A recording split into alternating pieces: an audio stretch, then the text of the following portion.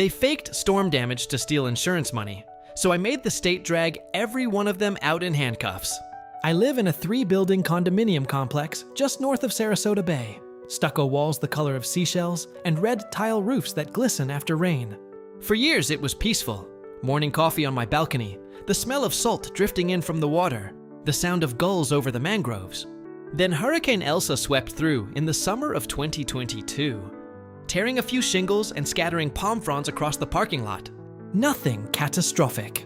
But a month later, the HOA board ordered emergency roof replacements and hit every owner with a $9,800 assessment. When I walked the property, I saw tarps draped over roofs that didn't leak, scaffolding standing idle, and workers smoking behind the dumpster instead of repairing anything.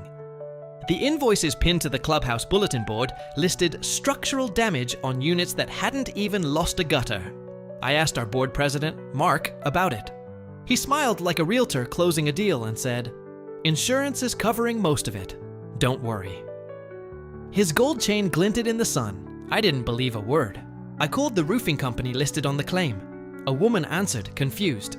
She said they'd only bid for minor patchwork, less than $12,000 total, not the 6-figure job shown in the HOA's letter. That's when the smell of fraud hit me stronger than the mildew in the stairwell. I gathered photos from before and after the storm, timestamps, drone shots from a neighbor's hobby quadcopter, and copies of invoices that didn't match the work done. The Florida Department of Financial Services has an insurance fraud hotline. I sent everything.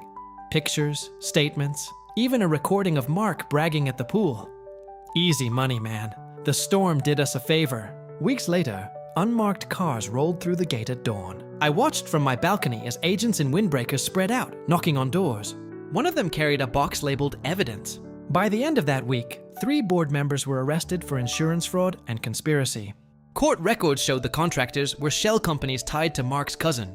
The judge ordered restitution of $412,000 and banned them from any HOA position for life. Our association came under independent oversight, and the fake assessments were refunded down to the penny. Now the roofs are quiet, the air smells clean again, and every homeowner knows exactly where our money goes. I consider revenge taken,